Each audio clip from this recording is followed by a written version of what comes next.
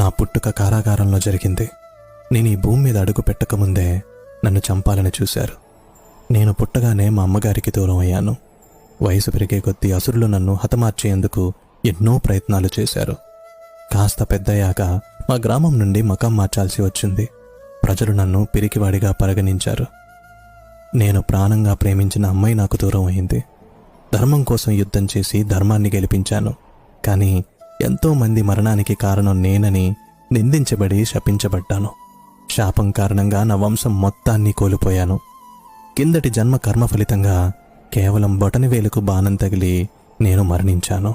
ఇంత జరిగినా నేనెప్పుడు ఫిర్యాదు చేయలేదు. ఎప్పుడూ ఎవరి చెడు కోరుకోలేదు. మరి నువ్వెందుకు నీకొచ్చిన ప్రతి చిన్న కష్టాన్ని భారంగా తీసుకుంటున్నావు?